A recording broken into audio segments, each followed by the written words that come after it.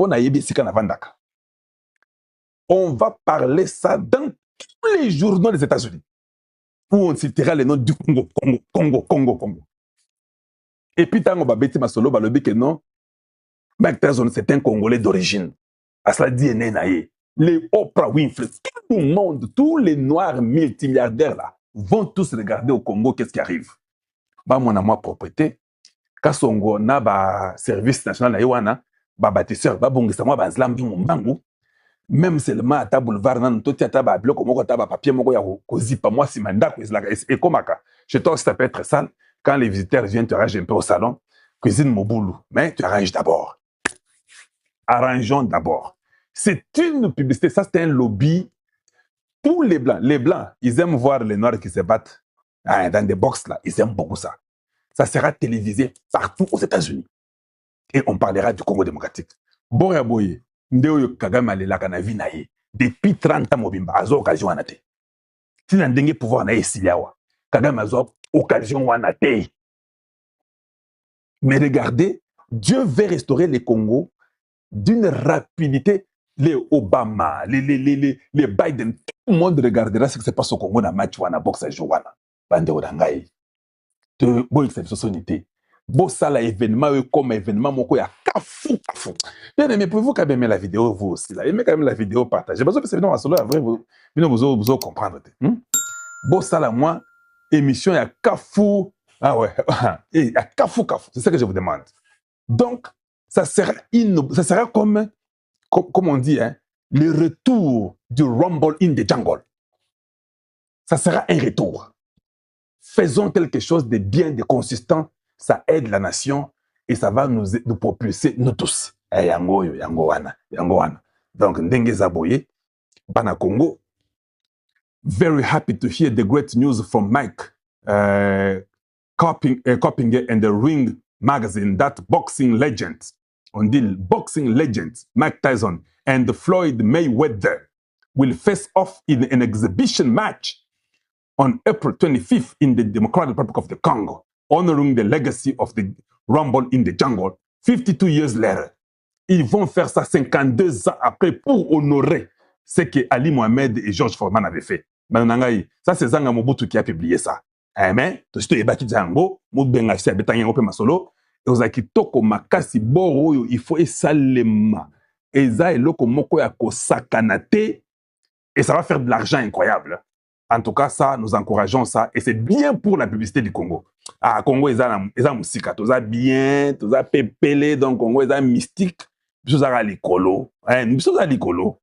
Ben, on a bazaka surtout pété, mais tout ça likolo. Donc voilà les choses que je voulais vous dire d'abord. C'est très très important que les gens comprennent que la publicité d'une nation peut même révéler les mémoires des gens qui pensaient au Congo, voir comment revenir encore au Congo. Les autres, Monica Ake, non? Moutunabino. Comment on l'appelle? Zela Mamouke.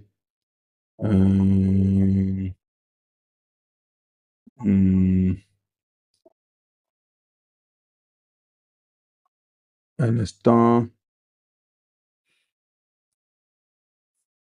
Tout le monde a...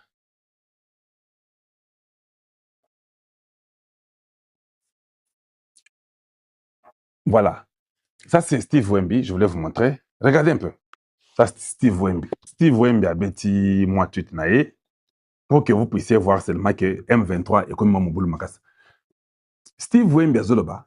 Les forces rebelles. Les lois bandé benga bango ba rebelles. Ba libérateur de société.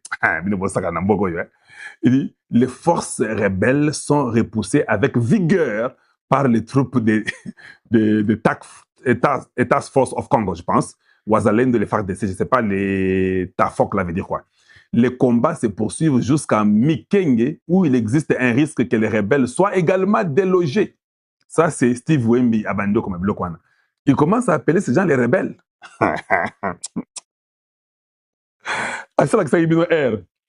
Bah, vous qui êtes, bah, le Steve, qu'est-ce que tu racontes là? Et puis il dit, oh, les combattants du groupe Tuaneo, allié à AMC, ont reconquis les points zéro. C'est mardi 17 mai. On a menti parce que tout le monde sait que sur les points zéro, il n'y avait rien qui était arrivé. Donc, tout le monde sait que, on dit que c'est faux. On dit quoi? Tout le monde s'est moqué de lui pour dire que c'était faux. Urgent. Les gens disent que rien que du fake news. Tout le monde a répondu à ça que c'était faux. Conquis, reconquis, conquis, reconquis. On ne veut pas du dialogue. On préfère le statu quo. Pourquoi? Parce que la guerre est plus rentable que la paix.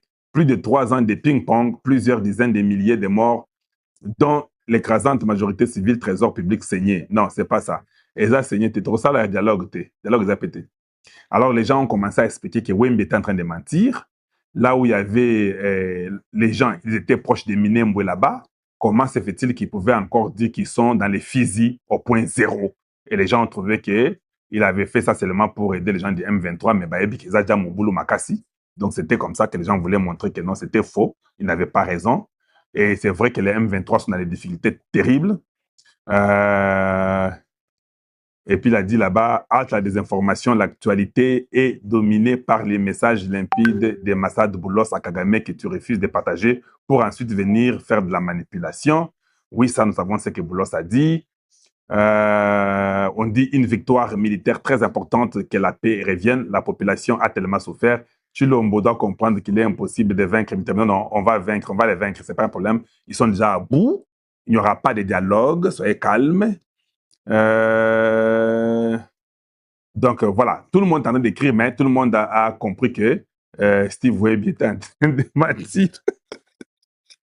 Il était en train de mentir, mais l'information est celle-là, et tout le monde sait que la vraie information était que les M23 ont été repoussés. Ils sont dans la débandade. La vie est très difficile pour eux. Ils sont en train de chercher un moyen qu'il y ait un dialogue. Dialogue, nous tous, nous avons décidé. Pour le dialogue, pour le dialogue, nous sommes tous contre. Les Congolais ne veulent pas le dialogue.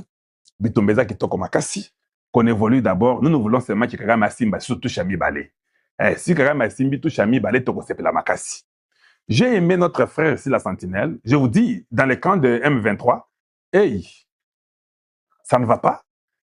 Ils sont en train de mettre la pression. Kagame est sous pression. Il ne sait pas ce qu'il va faire. Les AFC de Nanga est dépourvu. On ne les considère même pas. Tout ce que Nanga dit ne compte plus ces jours. Donc, vous voyez même Nanga comme il est là. Il n'est plus important. On a même, ces gens-là n'ont même pas besoin de lui. Si Baïkarta est déjà dans la carte. Le M23 est en train de survivre. Comment faire pour rentrer dans les affaires du Congo? Congo paie et puis Boyebi Tshisekedi. Tshisekedi prend souvent du temps. Quand Tshisekedi, vous commencez à parler de dialogue là, c'est dans 8 ans. Surtout. Des fois, vous là, les Congolais, vous ne plairez pas. Mais comment les présidents Tshisekedi traînent comme ça? Nous attendons le nouveau gouvernement. Oui. Si le nouveau gouvernement pouvait attendre 3, 4, 5 mois, il fallait y en janvier, non? Février, en Goy. Même si tout le monde sait déjà que il y a déjà les ministres, ceux qui 15, mais on vous a laissé jusqu'au mois de février, non? Caca dialogue. Papa, jusqu'à ce que nous allons vous mettre hors état de nuire. Dialogue, vous avez sécurité. Dialogue, vous avez Congolais en 2036. Maintenant, là, les M23 n'a plus d'issue. Tout est bloqué. Ils savent que c'est la fin. Tout devient compliqué pour les M23. La vie est difficile. Kagame n'a plus de choix. Tolini Kakasa touche Ameka. Là, quand on dit que son histoire est terminée, parce que moi, je crois que le problème, c'est Kagame. Si Kagame est pris par les Américains, et les Tunanero, et les M23, et les CNDP, et les AFC, et tout ce que vous connaissez là-bas, et Sili, je vous dis, la guerre termine. Ils reviennent encore pour parler des FDLR. Mais j'ai aimé beaucoup ses frères, ce qu'il a expliqué un peu sur les FDLR. Suivons un peu l'explication du frère sur les FDLR, et puis après, nous allons finir par là. On continue, on y va. Les FDLR sont toujours soutenus par le gouvernement congolais. Je dis fermement non.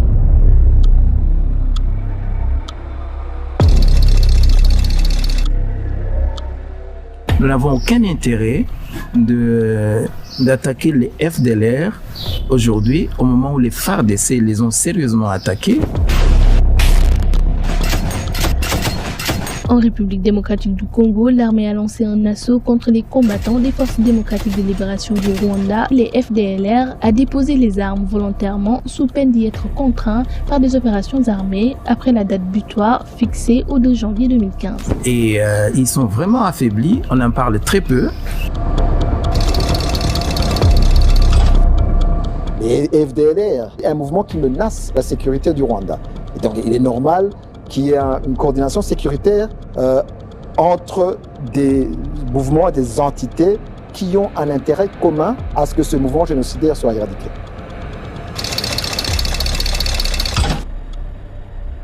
Nous partageons avec la RDC et cela a permis, depuis les 2 années passées, au FARDC de faire un travail de taille, de les fragiliser vraiment au point que nous ne sentons plus une grande menace de ces groupes-là. Et ils n'ont joué aucun rôle négatif dans le Rwanda. Sur quoi vous, le Rwanda, vous êtes engagé? Il y a un problème FDLR à l'est de la RDC. Je dois rappeler que ma FDLR Bazaba Rwandais. Je dois rappeler aussi que ma FDLR Rwanda, il tue plus de Congolais que des Rwandais. Et je ne suis même pas sûr que Basala attaque na Rwanda. 95% of the FDLR are in Rwanda. 95% des FDLR sont au Rwanda. Ils font partie de l'armée rwandaise et des forces de réserve. D'ailleurs, c'est moi qui ai commencé à recruter et à intégrer les FDLR quand j'étais encore là-bas. Ces génocidaires qui ont commis le génocide au Rwanda en 1994 et qui ont été entretenus, qui ont été soutenus par le gouvernement congolais, qui ont même été intégrés dans l'armée congolaise. Qui occupe ces zones-là? Les FDLR seraient présents majoritairement dans les zones contrôlées aujourd'hui par le M23, dans le Nord Kivu. Pourquoi le M23 des armes, pas puisque les RDR sont avec eux? Est-ce que les FDLR sont aujourd'hui un véritable obstacle à la résolution du conflit à l'est de la RDC, oui ou non? Je dis fermement non. Voilà.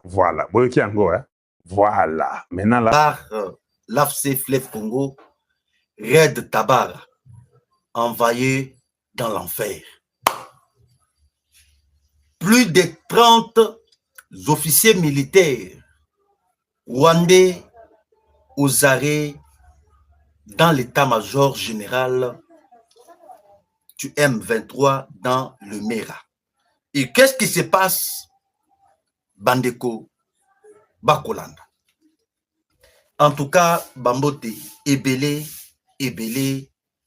Bipai Nyosotu, Bozali, Ozabiso, la chaîne Oyo Yabino, Olivier, les news, télévision.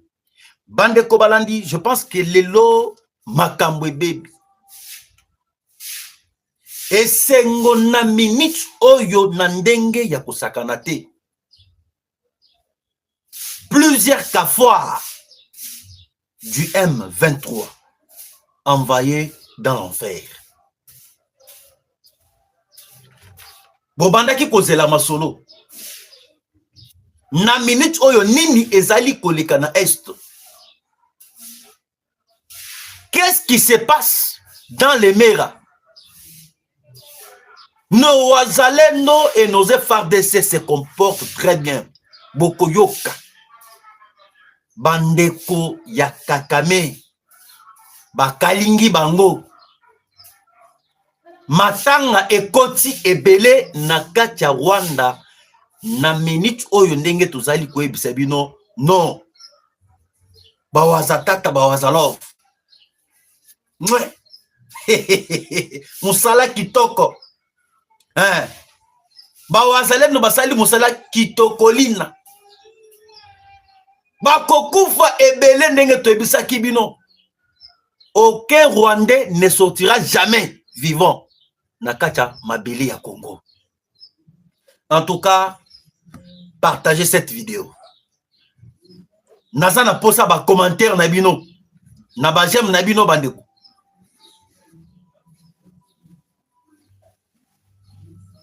Et bandeko boyeba ke na minute oyo bauti kokanga un groupe ya ba jeune informaticien na kati ya Kakokolo.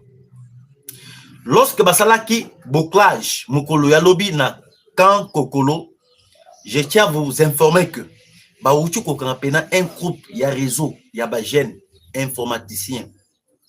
Nakacha quand Kokolo, Nabokla Chalobi. Nde Tokobé Telebino Lisolo. Moussala Nabango Zala Kianini. Et Bazawa, puis Bazal transféré où le mal était plus profond.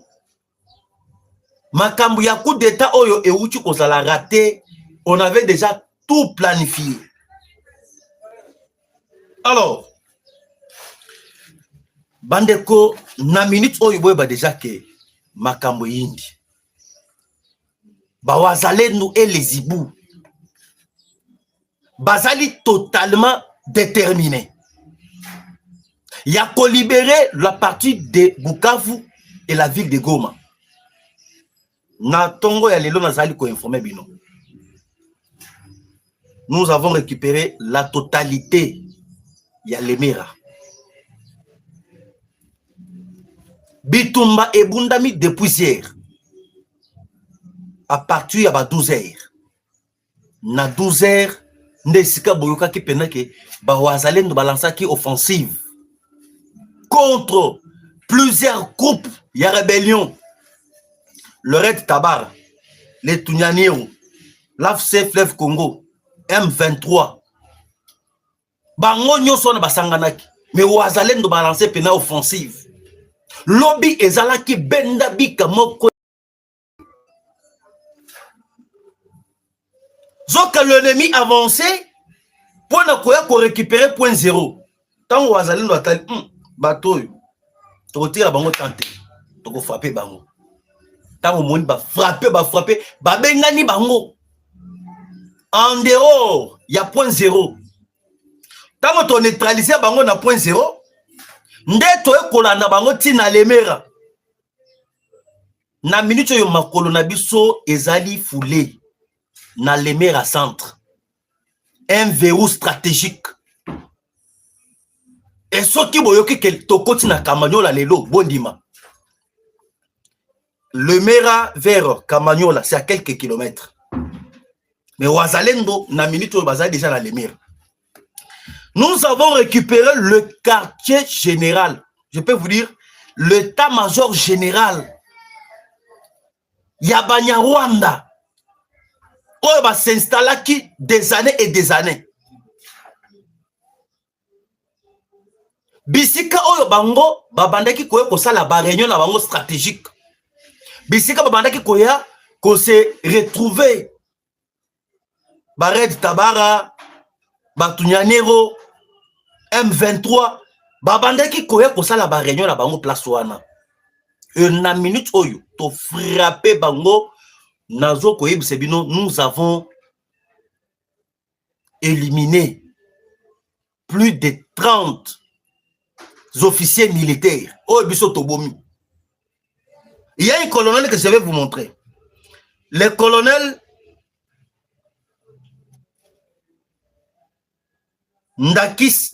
Ndakisa Kamasa. Oh, il y a M23. Au pénal à Daye. À qui à la merci? C'était terrible. Yowana. Tu éliminé. Ma c'est qui zate.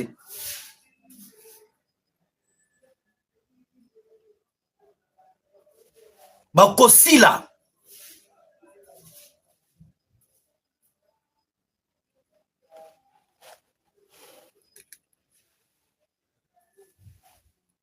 Il est là. Colonel Yabarwandé, au nom de monsieur Ndakisa Kamasa, il est mort. Yazalaki, chef des opérations. Un homme fort. Oh, pena ki kakame atela ki pena motema pour na Lemera. Et décret boyoka ki bitumba et leka ki lobby, c'était terrible. Andeke fungana l'exebino ka ba preuve. Ngai na lingaka je viens, je vous rencontre des histoires comme ça. Bon mon agomateske bande ko na biso bazali ko sala musala na minute oyo.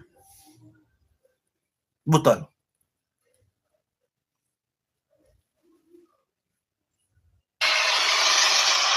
tout. Donc on le film ya Rambo.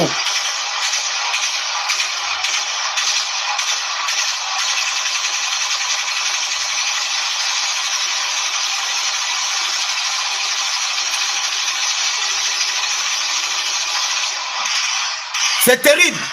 Wana depuis hier na ba 12 heures et c'est comme ça c'est banda kolela. Ce qu'on attend ya lelo to sali maintenant ratissage. Na ratissage oyo biso to sali ba wazalem ne siko ba ba koti. Ba kumi ko lokota bango ba lokoti ya kolokota.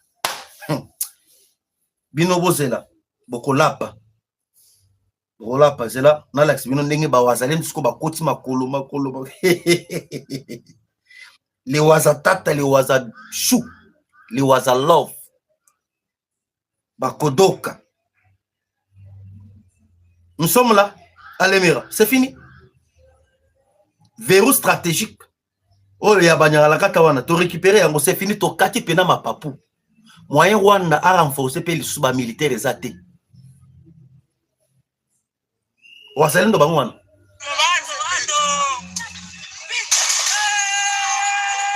Bakoti.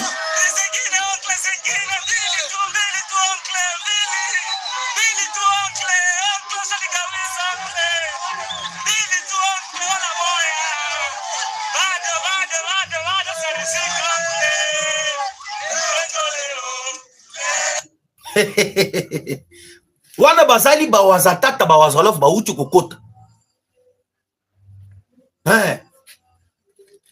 Na minute au bandeko Rwanda biluba luba bia mutuku. Baso ko comprendre maintenant tactique de GT. Depuis que Fatia comprenant force ya Rwanda ezali lié na oyo tobengi état-major général de l'armée. Oyo tobengi na oyo na maison militaire. Bakamati oyo tobengi Christian Chiwewe à l'écart. Bakamati Frank Tumabamunda à l'égard. Et bah telle chaîne de commandement ya est. Fatia Sokoli chaîne de commandement nyonso. Naba capitaine, naba major al balaye. Atali. Bana oyo ya tobengi ya léopard. Naba kepard. Naba hibou. A déployer bango. Et na minute bande kobalandi, j'ai changé. Mon tout à Kosabino. Munguna par rapport à difficulté. Oyo et comme là qui est lobby. En mon dit que non, va perdre les mers. Automatiquement, c'est Kamagnola qui est en danger. Kamagnola est Tekala Bungarama. Bungarama est allé frontière. Oh, ils allaient séparer le Rwanda et le Burundi et la République démocratique du Congo. Yango yoki lobby ba renforcer lobby 8 camions et où na kati Rwanda. Ba renforcer bango na 8 camions ya ba militaire rwandais. Pour que ba protéger to bengi Kamagnola. Et ce que je sais qui me fait dépasser c'est quoi? Quand on te frappé bango ba komi ko senga cesser les faits. Oh, regardez le gouvernement congolais a commis qu'on violer cesser les faits. Bokoyeba, Bosel. Oh, bisoto violer cesser les faits. Madame Thérèse Kaikwamba bimi a ebisi bango. Ba tu ba violer cesser les faits ezalinde bino. Tant que le Rwanda est en train de violer les cesser les faits décrétés par l'Union africaine. Bisope toko respecter jamais. Makamoteli cesser les faits. Toko attaquer bango.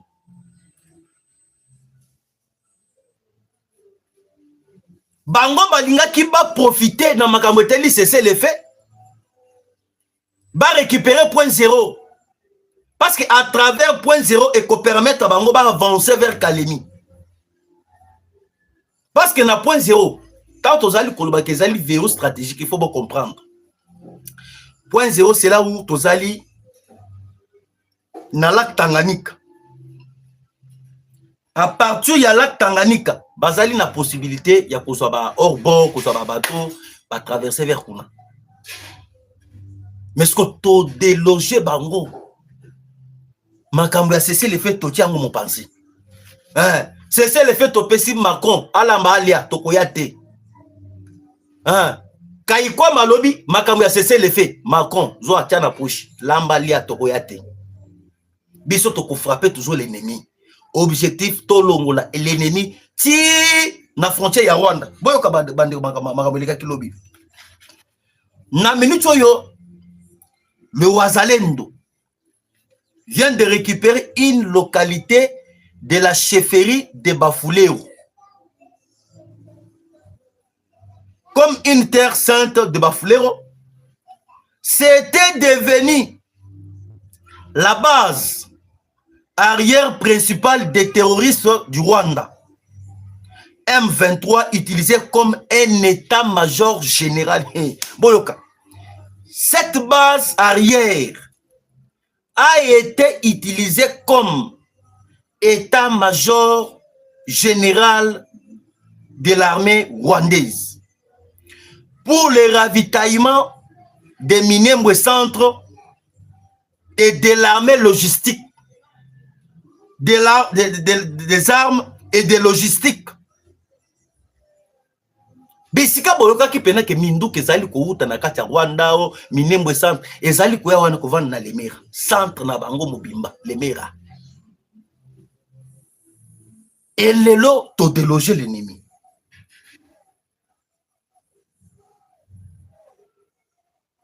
Information au goût. Goût. Bah comme il connaît le que non. Ndengeni va décréter état de cesser les faits. Le gouvernement congolais commence à violer les cesser les faits. Beaucoup tout bella. Tumpeketa. Hein? Fachi azaka kawana. Ambonga suit Abatani. Chaud le suit Abatani. Ba M23 en sultan. Jamais ba koloba bola mo pona Congo. Wana ta mutu moko te abeteli Fachi maboko. Quand on te récupérer les mers. Personne ne parle. Et en a minute bandeko boyeba que le maire ezalaki point clé. Yaba M23. Et nous avons récupéré. Et actuellement, le M23 n'auront plus aucune solution logistique. La seule route possible pour les ravitaillements serait Kaziba, Minembwe. Mais cette option est pratiquement impossible sur le terrain actuellement. À part Kaziba, Bazali na isika mususte bako ko ravitaillement. Cette fois-ci, biso to komira boy, to kita. Pour nous récupérer maintenant Kamanyola. Après Kamanyola, toujours nyata makolo na Bukavu na facilité. Les États-Unis avec des abango. Le Rwanda a violé cessez-le-feu. Le Rwanda n'a pas respecté les cessez-le-feu. Comme ça a été prévu, Rwanda, il faut retirer Batnaï des villes de Uvira, Tina Bunagan. Mais il a respecté un côté. Alaxi que non, lui, il est fort. Comme ça, là, partout, il a s'imposer, il a une grande puissance devant les États-Unis.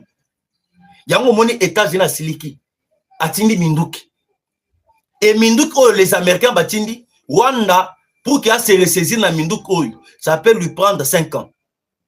Tant que vous savez comment vous frappez Munguna successivement, ils allaient par rapport à la technologie, par rapport à la drone, par rapport à la munitions de guerre, il faut bien comprendre. On achetait le drone, les armes, dans la Chine. En même temps, quand on a consommé Minduki, et pas les Chinois, les Chinois ont contourné biso, côté plan ya ba drone et pas ya Rwandais. Comme les Chinois ont commerçants. Maintenant, depuis que nous avons changé de stratégie, Tokomi consomme Minduki et pas ya Américains. Et des fois, les Américains ont appuyé biso na ba logistique en coopération militaire entre la RDC et les États-Unis. C'est pour cela que l'ennemi azali na plan na bisote na maramoteli armement. To fragiliser l'ennemi. Yango skoyo Lorsque maintenant les Français va comprendre que Congo va commis na makasi. Na minute où le Rwanda ne peut jamais faire face na armée ya Congo. Va changer position. Tant que tu as que les Français va hypocrite bon dimaka. Va changer face na bango. Va commis que le Bakeno biso faut soutenir la République démocratique du Congo, to former ba militaire na bango. Rwanda na minute bandeko, c'est déjà terrible. Namoni Kakame aluki moyen kotinda batu na ye kuna ba ken compléter pa ya Trump. A proposé Trump mini ya Rubai. Bozo comme Ramozali ko rekana le gouvernement congolais va que proposer les États-Unis. Nadil na bango minéraux ya Rubai. Tandis que Rubai zali contrôler na maboka ba M23. C'est parce que Kakame yemoko akendaki na kati ya Mexique.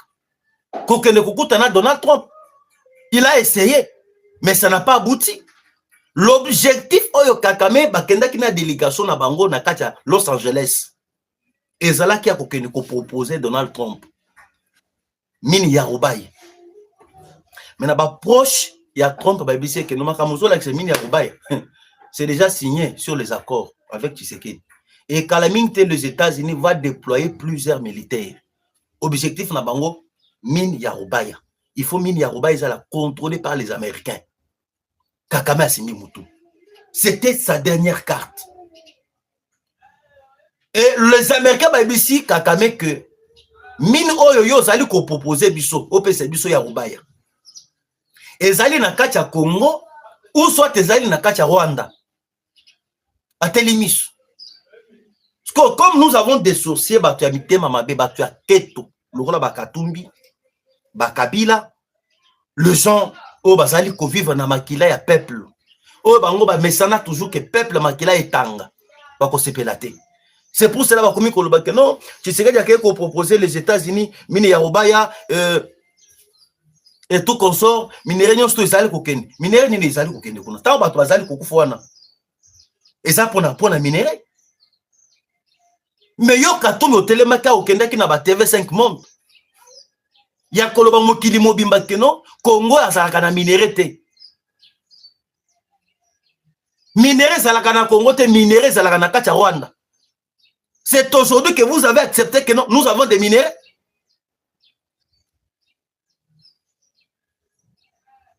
Bande de criminels.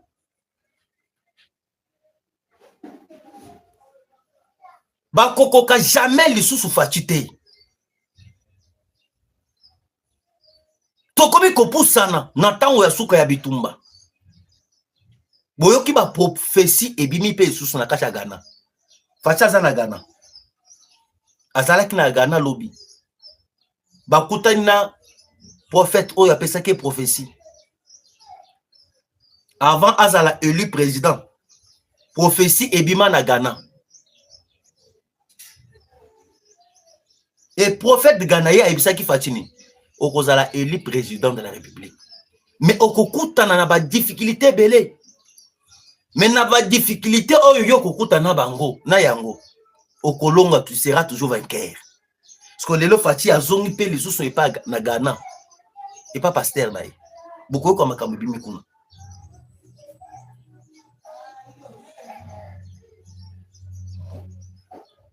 Attendez, je vais vous chercher la photo. Comment est-ce que Fachi il est?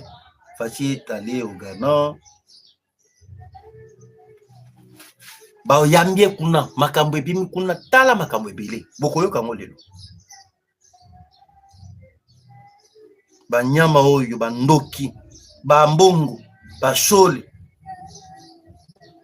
Ba kuka jamais mu kontombolo.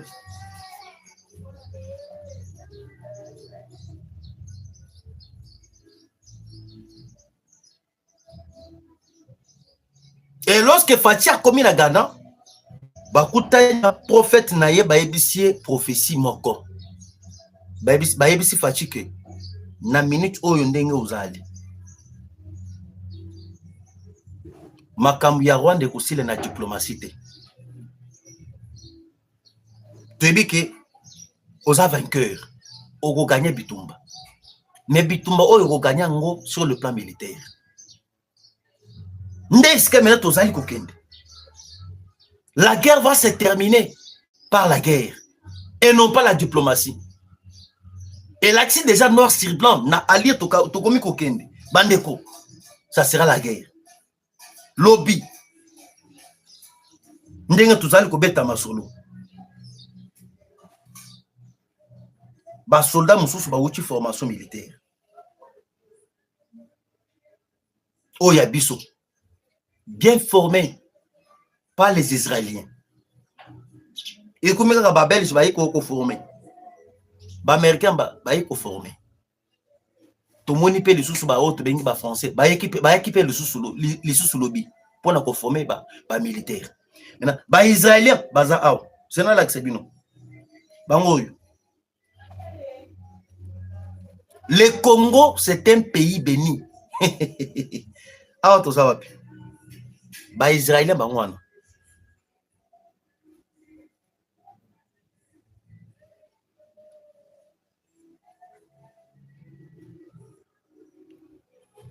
Bah, formateur israélien.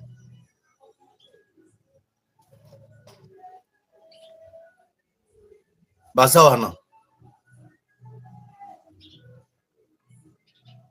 Et parmi le pays le plus puissant sur le plan des renseignements, c'est l'Israël. Mais les Israéliens ont travaillé à côté de la RDC. Na minute renseignement qu'on partage avec les Israéliens. C'est pour cela que Rwanda a perdu la guerre, a perdu plusieurs batailles. C'est parce qu'il a perdu les renseignements. Papa, ce n'était pas facile à Namboka Oyo. On a peine que Tshisekedi aye, ba généraux nyon soit bazala qui pro Rwanda. Je vous dis, il y avait des généraux ba côté peine la Fachi na ba réunion, il y avait des généraux qui boudaient Fachi. Fachi a zopé sa ba instruction, ba on bazali ko exécuter te bazali ko sala makamususu.